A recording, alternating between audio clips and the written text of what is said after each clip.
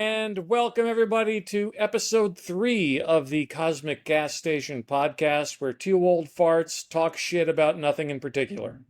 I'm Charlie Thomas. And I'm Billy Eli. And Eh, man, and that puts a perfect button on this show, doesn't it?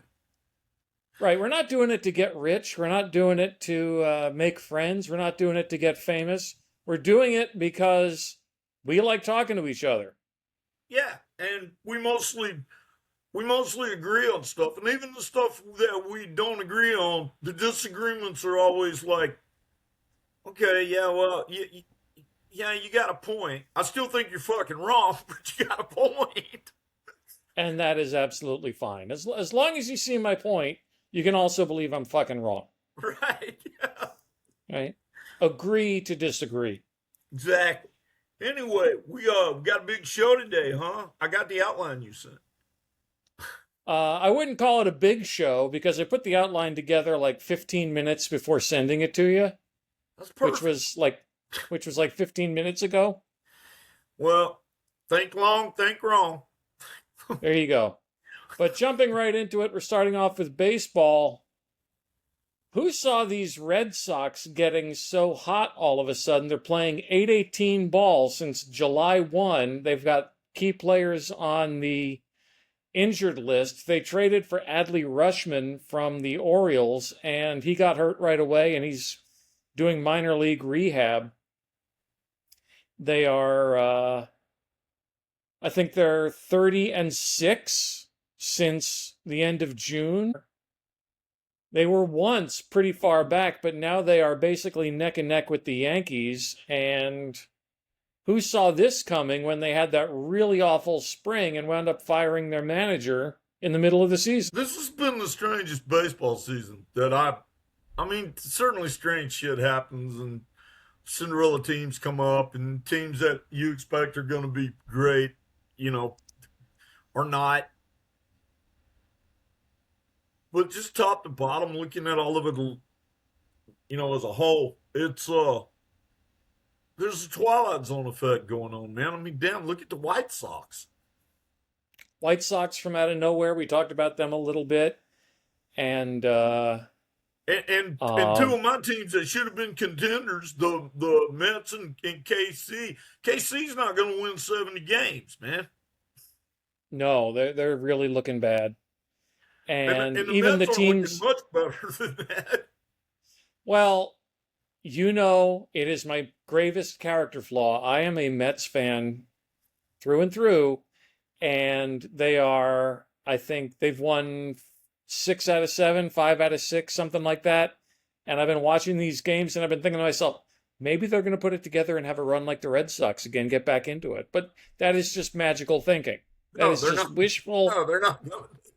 That is just wishful, magical thinking. Not after they had a fire sale and they're basically now playing with stone cutters.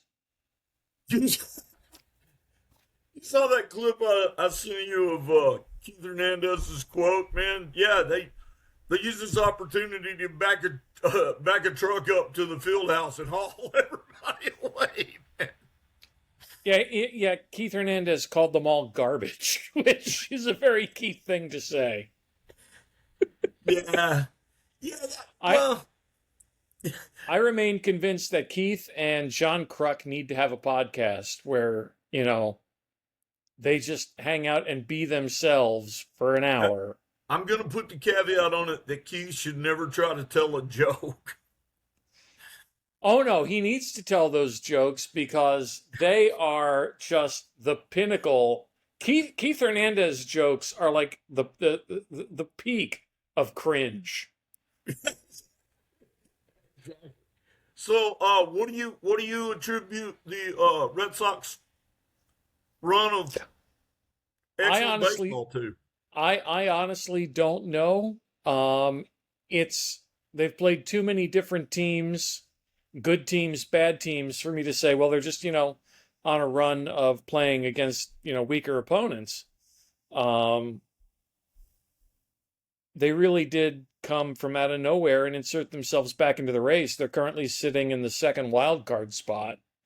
And I don't get to watch the Red Sox on a regular basis, so I can't say one way or another how they're I could playing. absolutely watch the Red Sox on a regular basis. I don't, but I could. You are in Sox country. I don't hate the Red Sox nearly as much as I hate Red Sox fans. I don't even hate the Red Sox. It's just, I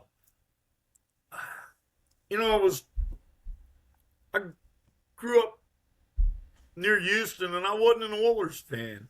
Anytime you're around any team's fans very much, man, you're not going to like them. See, that's the difference. Whenever I'm with Mets fans, we all have one thing in common, which is we hate what the Mets put us through every Right. year. Well, y'all have that, y'all have that tragedy thing, There's someone once asked me why I was a Mets fan, and I said in all sincerity because I'm Catholic and need to suffer. So, this is a little off topic, but not really. And I've asked a couple people this question, and I have not got a satisfactory answer yet. I've been watching, as you know, man. My two main teams are the Mets in the National League and KC in the American League, and I started this season with pretty high hopes for both teams, and both teams just stinking it the fuck out, man. I mean, it's comical. If Yeah. and it's really hard to be upset because it's so damn comical, man. But and I can't speak to the Mets thing as much, man, because I haven't followed their ownership, but I've been watching the ownership in the stadium deal and all that shit unfold in KC. And last year, the city voted a referendum on whether or not they were going to fund a new entertainment sports complex, and it didn't pass because the people in KC didn't feel like paying for one when they got a perfectly good field at Kauffman Stadium. And but they had all the old heroes that are still alive. The George Brett and guys come out, and I'm assuming favors were called in, and they were coming out and endorsing it. Well, now the owner has, I don't remember what corporation's putting up a big chunk of the money, and they've already broken ground and started to develop something, and they've moved some of our offices over to the new location already. And this is at a time when the team is just fucking cratering, man. I mean, they are boring into the ground. And me and you touched on this. Is the new franchise owner across all sports, is the new norm for that going to be guys like Jerry Jones that don't care if their teams win? Because they're making the money on the licensing deals and the renting it out for FIFA, and they're making a gazillion fucking dollars. Hell, they don't even need to field a team. I think there will be two kinds of owners going forward, basically. Okay. All right. One, the Steve Cohen, I don't even know who the owner of the Dodgers are, but the Dodgers model, the George Steinbrenner model, which is put money into the buy up everything and try to buy yourself a World Series, try to buy yourself a Super Bowl. Well, you don't just buy your team. You buy players to keep them off of other teams. That is true. When you said two types of owners, I thought you were going to say the assholes and the ones that are a little lesser assholes. Oh no, they're all assholes. That's a given, right? They're all billionaires, which means they got their money mostly either by screwing people over to get it, or inheriting it because their father screwed somebody over to get it. Okay, you're right? talking about that guy in Las Vegas now, Mark Davis, man. Mark Davis, but also the Hunt family in Kansas City, owners of the Chiefs. The Maras and the Rooneys in the New York Giants and the Pittsburgh Steelers. And what's going to happen with the Dallas Cowboys? Now, Jerry Jones is first-generation owner, but, man, control of that franchise never going to leave that family now. There's no fucking way, man. I don't think so. I mean, I don't see how it could. Jerry is not content. I don't think Jerry Jones is content to just sit on his laurels and collect piles of merchandising and licensing money. And I think he really believes he's trying to build a Super Bowl winner. I don't think he knows how anymore. Well, I'm going to say this. I don't know that he ever knew how. His only real success was the first 5 or 6 years he was there, and he had good coaches that he did what they asked him to do. They said, hey, we need these players. He got those players. And then after they won, a couple Super Bowls, 3, I think, 2 with Jimmy Johnson and 1 with was that Schweitzer? Barry Switzer. Switzer. Yeah, from OU. Who had written a book about coaching at University of Oklahoma, and he referred to his black players as Mandingo Warriors. Good fucking Lord. Good fucking Lord. I'm sorry, my head started hurting when I read it. Well, you remember the go ahead. remember the owner of the Minnesota Twins who called Rod Carew his $1 million N-word. Right. Yeah. But getting back to Jerry Jones, man, I think what happened in there is he started thinking he built those teams, and he didn't. He wrote the checks. But he also nominally declared himself to be general manager, and even though he was basically doing what Jimmy Johnson said, get these players right in the draft. Right. I think I think that. Go ahead. I think the only thing, and I can't even say if this was Jerry Jones or the last thing under the Tex Schramm administration, but trading away Herschel Walker for all those draft picks basically built the 90s Cowboys Super Bowl run. It certainly sped it way up. I mean, I think with Jimmy Johnson there, if they could have maintained their relationship longer, I think Jimmy Johnson would have got it there regardless. But that certainly sped it up. But then after that, I think Jerry just started thinking, "Oh, I did all this, man. You cashed the checks. You wrote the checks that the guys cashed, and now I think he thinks he's some kind of strategic football genius. And good God, they just suck, man. Of course, I'm not a fan of the Cowboys, so I kind of like that they keep blowing it and that their fans keep crying and bitching and moaning. Jerry fancies himself a modern day Al Davis as the owner GM, but he's not Al Davis. Al Davis was a first-rate football man. I was going to say, Al Davis was a football guy, man. He was a football guy before he was a millionaire. And he knew how to build and to run a team, and he didn't care what you did off the field as long as you gave it your all on Sunday. And not just a team, particularly those old Raiders teams, man, that they built largely out of rejects that could not make it on other teams because they were behavior problems, man. And like right, you just said, Al Davis, like, I don't care if he's a cannibal, just don't let him eat any of his teammates, man. Three words. Just win, baby. Just that win, was baby. That was Al Davis's motto. One other sports thing before we move on. Okay. Are you familiar with, do you watch the WNBA at all? Women's basketball? If I'm somewhere in its own, like a bar where I frequently am, yeah, I'll watch it. Well, I don't watch this it at isn't home because it's hard to find. this isn't so much about the basketball itself as the WNBA is now fully integrated into the culture wars Oh, because the nice. Indiana Is this the Caitlin Clark, Sophie Caitlin Cunningham, Clark, Angel Reese shit? yes, yes.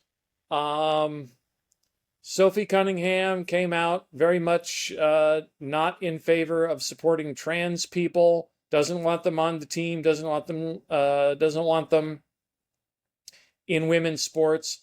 Caitlin Clark is trying her best not to make any statements, but she keeps coming out MAGA coded. Like she was when they were in India, when Morgan Wallen of all people, and you and I both hate bro country. When Morgan Wallen was doing his stadium tour in Indianapolis, he always has local celebrities walk out with him at the beginning of the show. Caitlin Clark walked out with him. Morgan Wallen, of course, most famous to people who don't like him for being the guy who repeatedly used the N-word. Right.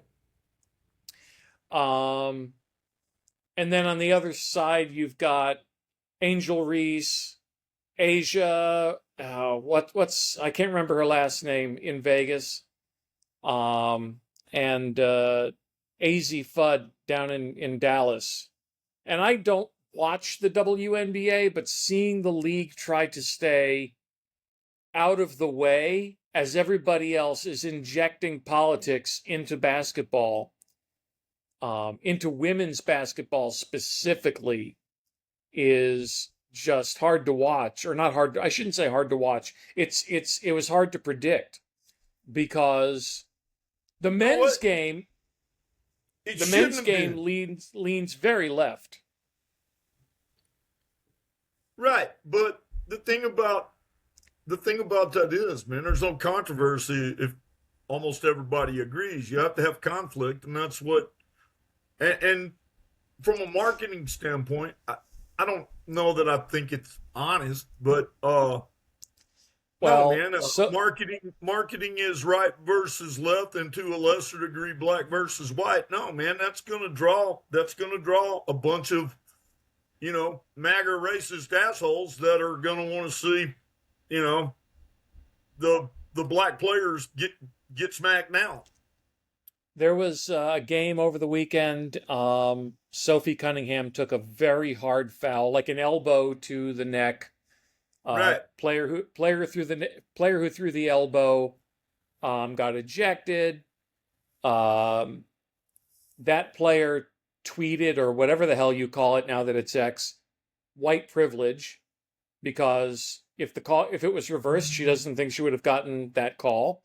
And the Attorney General of Florida said, WNBA don't come to Florida because I will prosecute these. Yeah. And I'm sorry, I can't help but think somewhere that this is all contrived ploy bullshit, Just, man, you've talked about this before. You're a fan of professional WWF style wrestling. Oh yeah, I love it. I know it's fake. I know it's fake. I know it's scripted. I shouldn't say fake. It's scripted.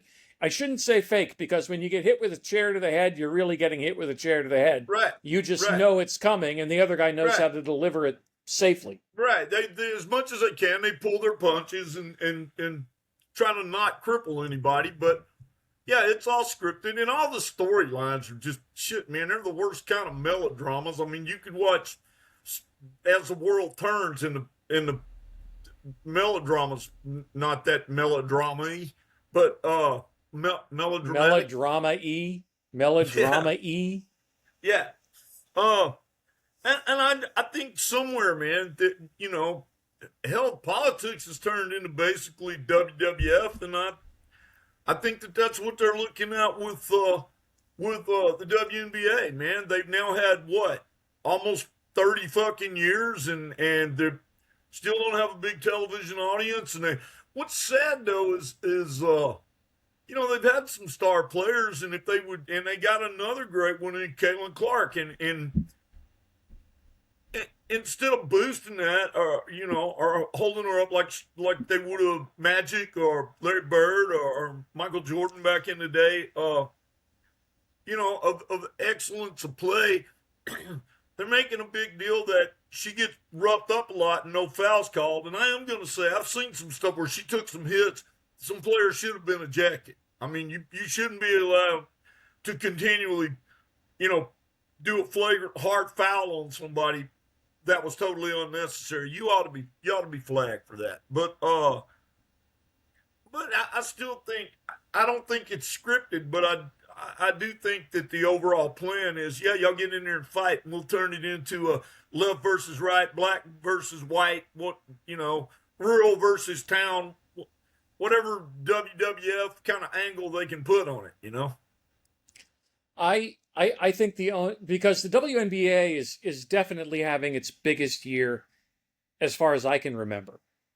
The last 2 years it's exploded. It's now on 3 or 4 different networks, and no, it does not have Big Four money attached to it, but it's you can always find a game now if you know where to look, and people are looking.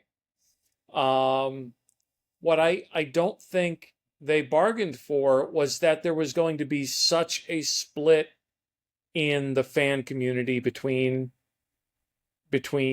frankly black and white, frankly between these MAGA coded Right. white players and these and the black players who make up the bulk of the league. It is largely a black queer league, Right. and all the attention is going to 2, 3, or 4 white players. Well, and again, and I'm going to say this at the, knowing that I'll probably get a bunch of hate for it, but the few bits of the WNBA that I've watched in the last year and a half, like I said, I watch it if I'm at a bar in its own, but,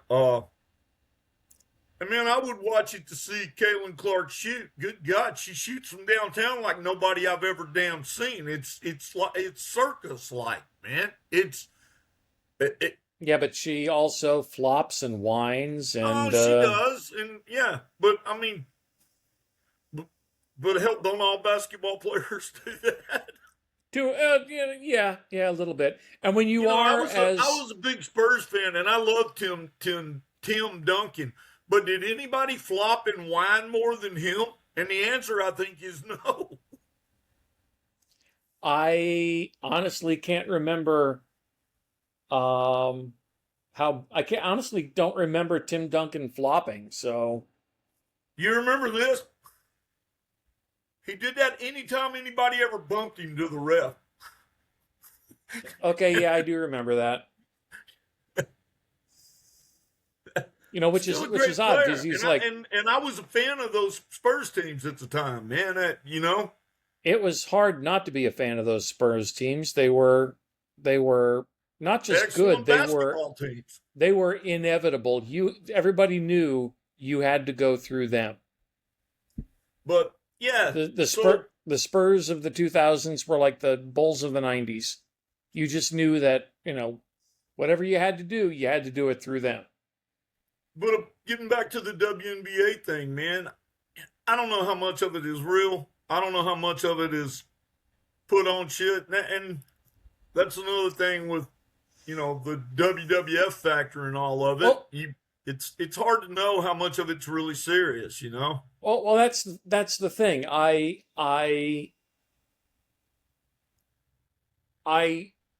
believe that there is probably some resentment on the court for the way that Caitlin Clark was heralded as the second coming when she got here. I can see that. What I think nobody expected was that the fans would divide up politically.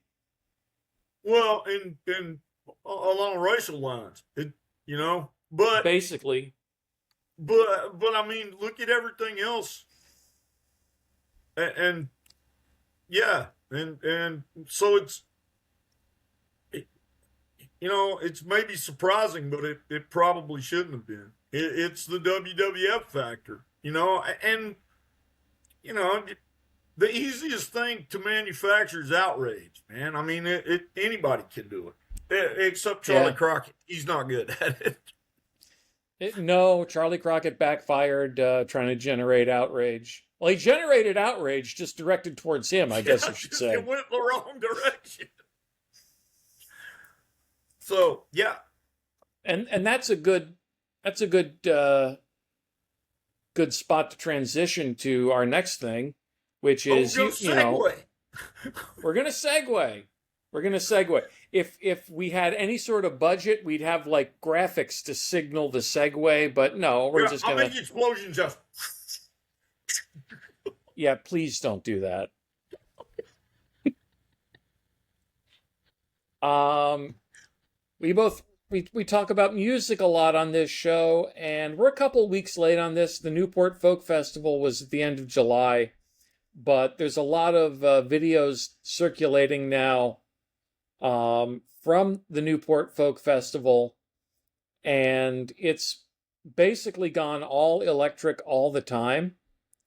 Okay. The first viral clip was Tom Morello from Rage Against the Machine playing, I think it was Bulls on Parade at the Newport Folk Festival, and the a clip emerged last week of Brandy Carlisle doing a cover of Alanis Morissette, and a really outstanding cover, but again, all electric. And all I can think of is Dylan's '66, where he played with a band, an electric band, and a fucking riot broke out. This is not Right.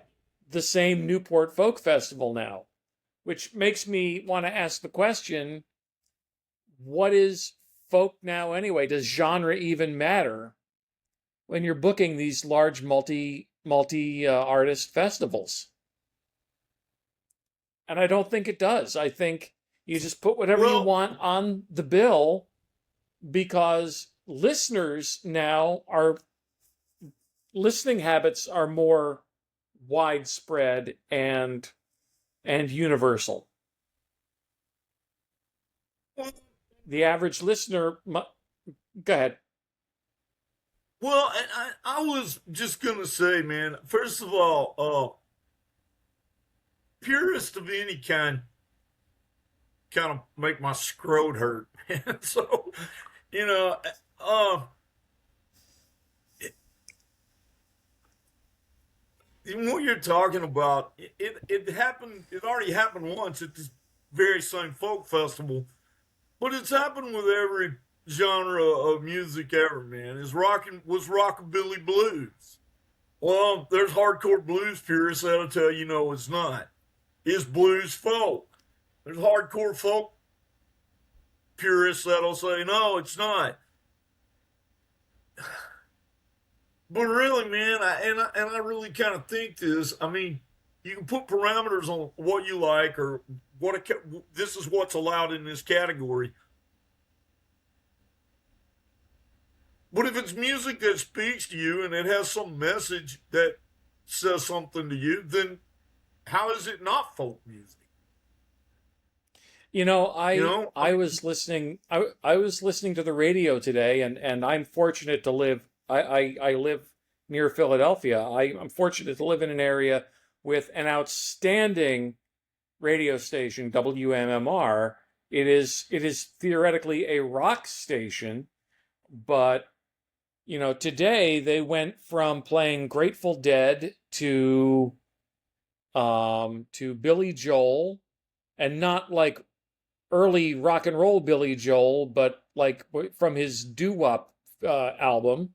yeah, Uh, this yeah, for the longest time and stuff like that. stuff like that. It was River of Dreams, I think it was a later song, but it was not um, it wasn't Ballad of Billy the Kid or Captain Jack. Let's put it like that. To Nickelback, which obviously Nickelback sucks, but Right. Well, that's just a given, man. That's got nothing to do with where you come down on the genres, man. strangely, massively popular and huge. I don't understand it. I'm not going to yuck anyone's yum, but I'm not going to enjoy it. to it speaks to somebody. it speaks to somebody. There you go. Basically, the point is they'll play anything, Right. and listening to the tail end of like 3 Grateful Dead songs in a row, because they were doing a set of Dead songs, you can hear the country influence, you can hear the blues influence, you can hear the jazz influence, you can hear the folk influence coming through all of that in the Grateful Dead. And I love Grateful Dead music. I do not like Deadheads. Deadheads get on my last nerve, but I love the Grateful Dead. I love the music. And they defy genre. And would probably, obviously it can't happen now. Jerry's dead. I think the only one left is Bobby, and he's retired essentially. I think Phil Lesh. both of their drummers are still alive. Everybody else is dead, I think. Yeah. Isn't that right? Is Phil Lesh dead yet? Yeah, he died, I don't know, last year maybe. I mean, shit, them dudes was old as fuck, man. Old and not necessarily known for clean living. Not all that much, no. But you can imagine a band like the Dead slipping in very nicely between Father John Misty and Haley Williams on the Newport Folk Festival. Right. Here's the thing. And I don't know anything about the Newport Folk Festival except what it is and that it's in Newport. The metal guy that they had from Rage Against the Machine playing with a full electric band, did they sell tickets? Oh yeah. There's your answer, man. Does really everything come down to, does it make money, whether you're talking about sports ownership or booking? When you're doing it for money, and I mean, I suppose I don't know who owns the Newport Folk Festival. I don't know who the organizers are.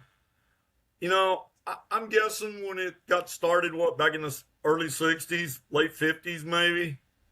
I'm guessing that it was music fans and some folk purists, and America had that American Folk Revival and the Kingston Trio and the Limelighters and all those different bands that came about kind of after the classic rock and roll phase and before rock music. And those guys were purists and were doing it to promote music. But that's been 60 damn years ago, man. That the ownership of that's been sold off, and whoever bought it didn't buy it for a love of music. They bought it for a love of money. I find it interesting because the Philadelphia Folk Festival here every year is still run by the Philadelphia Folk Song Society, which is a nonprofit. They don't do it for the money. And they are pretty close to being what you would call a folk purist. Right. And I don't mean that as an insult. I just mean that purists, no, I know that. They'll put parameters on it that this is our definition of a mountain folk song or a whatever, a folk song by a group or folk song in a blues category. I mean, there's leeway in there, but it's a particular thing to them, Yes. Yeah. And the downside is I looked at the lineup of the Philly Folk Festival earlier this year, and I hadn't heard of any of them. Because it is, even to someone who listens to a lot of it, it's still pretty niche. Well, I mean, I notice this as I get older, and being a musician, you would think that I would know more of current stuff, and I just don't because I can't keep up with it. I mean, it's just, there's just so much stuff out there that it's hard to keep up Mm-hmm. with it. Unless somebody I know, like you or somebody else I know, goes, "Hey man, I think you'd like this. Check it out." But and you know, and I'll do the random shuffles on Spotify just to see what comes up. But I mean, there's just so much stuff out there, and there's so many different ways now to get music. You know, it used to be you had to hear about it on the radio or from somebody you knew, Yep. and now, you know, I can put Spotify on and just put it on a shuffle, and it'll play a bunch of stuff I like by bands I've never heard of. And then I get to looking, and I'm like, oh, well, they're, you know, I mean, they're a real working band. They got fans. They're doing stuff. They're in the game. They're doing some stuff, man. And I've never fucking heard of it. The criteria for getting signed by a major label now is not stacks of demos. It's how many followers you have on TikTok. Yeah, and how easy it is for them to just sort of cultivate your own celebrity and cross genre and do all kinds of other shit. So it's like, okay, man, I got a bro country man. Well, now I'm doing solo stuff. Well, now I'm acting. Well, now I'm doing an album with Beyonce. And now, you know, it's kind of how many different directions they can go in. But, and just as an academic intellectual exercise, when you look at that, man, you can't complain about it too much. It's been designed and set up to make money, and it is hugely successful at that. And that's something with younger musicians and especially songwriters, which primarily I consider myself a songwriter more than anything else. But and I hear younger songwriters that are just like, man, why are they putting all this bad shit out there? There's so many good songs that there's so much better material they could be putting out. Better for who? Not for them. They're trying to make money. You're trying to get good music to people, but that's, you know, you don't judge a chicken by its ability to swim. You know, it's two different animals set up for two different things. Is that one of those folksy Texas aphorisms? You don't judge a chicken by its ability to swim. Probably. Did you just pull that out of your ass? I heard it somewhere and remembered it. Could have been in Texas. It sounds like an East Texas thing. Like I can picture some big guy in with a cowboy hat on, stepping out of a dent side Ford. Right. Boy, you don't judge chicken by its swimming. Yeah, no, man. Yeah. So yeah, probably. But again, man, I mean, you know, we're confusing two things. But are you trying to make good music, or are you trying to make money? And people with money have always figured it out, and they've done this everywhere. We were talking about it with sports earlier, and they've done this. They figured out that it's the most surefire way to guarantee that you make lots of money is to buy the game.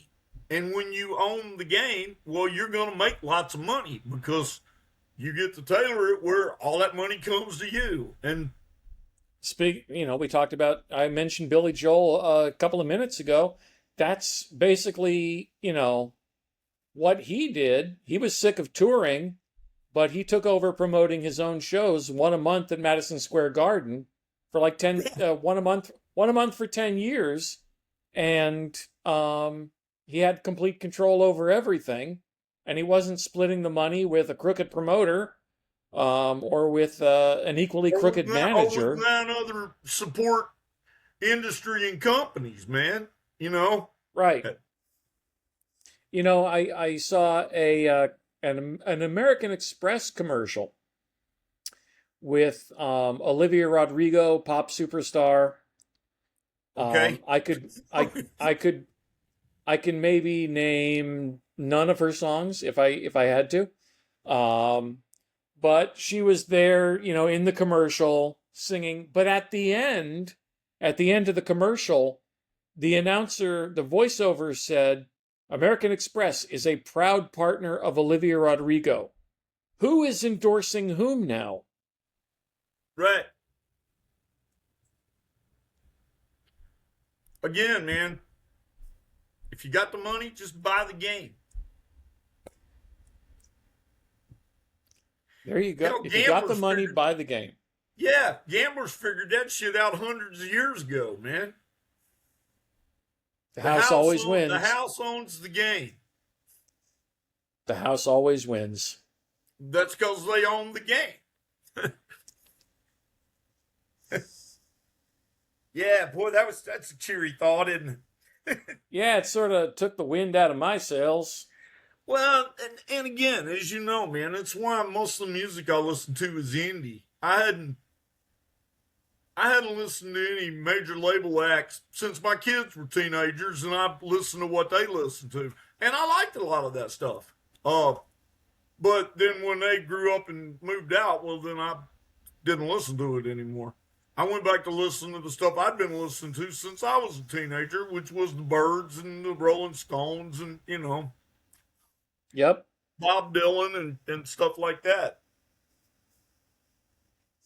And if you ask me, my favorite stuff is still the stuff from between 1987 and 1994. Right? Yeah, that is the stuff that is the stuff that was the peak of my musical development. And I've always had a wide range, but those 7 years from like 17 to 24, 25, they will always stick with me for precisely that reason. Right. Well, and I'm going to say this and I still go back to it. I'm going to say this about the genres expanding and not meaning so much anymore. And I hear this a lot from country purists, of which I know a lot, and of people that are country purists. And let me just say, I'm mostly classified as a country musician. I play, and I'm okay with that, bearing in mind that probably my favorite all-time country band is the Rolling Stones when they're playing country. I'll buy that. When they're doing Wild Horses or Dead Flowers or Girl with the Faraway Eyes, man, I love that sound. And that's kind of, it's rooted in honky tonk. And I like a lot of that pure old honky tonk, that first generation honky tonk stuff of, Hank Williams and Lefty Frizzell, and I like a lot of that stuff, man. And Hank Thompson and I listen to all that. And I hear fans of that listen to Nashville country now. They go, man, that shit's not country. Well, yeah, it kind of is, because the people that are listening to it identify as country fans, and the bands playing it identify it as country. Is it the genuine, deliberate hillbilly honky tonk sounds from the 40s, 50s, and 60s? No, man, it's not even fucking close. But one of my favorite bands of all time is Buck Owens and the Buckaroos, and go listen to that, man. And they could double as a surf band any fucking time, man. Absolutely. I mean, you hear a ton of surf sounds in there, on the Buckaroos Live in London album, they play Chuck Berry, they play the Beatles, they play I think 2 other rock and roll bands on that. And of course they do their own stuff, but I can definitely see that. I think being that close to LA, man, they didn't romanticize that kind of hillbilly tradition like they do in the Southeast, where a lot of that shit is really mythologized. And I think being on the West Coast at the time they were coming up in the 50s and the 60s, there was a lot of rockabilly and there was early surf stuff, and they were influenced by all that, and they were just like, yeah, fuck, throw it in, man, boom, sure. And I don't know, man. To me, it made music better, but you know what? That you guys broke, I mean, whenever a purist wouldn't have liked that. Whenever I think about genre bending, I do think about Buck Owens. I think about one of his later songs, I shouldn't say later because he had like a 50-year career, but from like 69 or 70, Who's Gonna Mow Your Grass? Yeah, I know that song. Right. Listen, you think about that song, it has no country overtones whatsoever. Nope. Let's see, it's in 6/8. It has a fuzz pedal. It has a fuzz box guitar lead, harpsichord. Yeah, yeah, because you hear them in country music all the time. And it was a #1 country single, and it doesn't sound country at all. Look at Willie Nelson doing Stardust. Mm-hmm. Oh, Willie's Oh, Willie's he genre bends like a mother, man. Thank God. he introduced jazz chords to country. Yeah, Well, in a stripped down guitar style around that same jazz stuff. And I always think of him as a jazz guitar player. poor Trigger. Ah, man, Trigger's had a great life. For those who don't know, Trigger is Willie Nelson's guitar, and it has seen many, many, many days. Yeah. And they restored it recently, I think. Not so much restored it as prevented it from falling further apart. Yeah, yeah. I've seen a couple of the fixes, just a couple They of left braces. they left the hole in it, right? They left the hole in it, but they braced it somewhat. Yeah, And so it didn't disintegrate. right. Thankfully it's a nylon string guitar. It's a classical guitar, so the top is not always under that same amount of steel string pressure. Otherwise, it'd be gone by now. But Right. hey, have you heard about this new movie? The trailer dropped last week called WIcker. No. Okay, I'm totally going to surprise you with this now. What's the name of the movie? Wicker, Wicker. as in wicker, as in like wicker basket, wicker furniture, Yeah, wicker patio okay. furniture. Yeah. Olivia Colman, Oscar winner, plays a lonely fishmonger in the 1700s who has no husband and is getting on in years, and goes to commission a magical husband made out of wicker basket material, played by Alexander Skarsgård. And when you see the trailer, this wicker basket is just plowing her through the bedpost night after night after night. Good. And Renaissance porn. every woman on Threads is basically like hot for the wicker basket. It's basically hot for the wicker man. And I just find that So we should see this movie.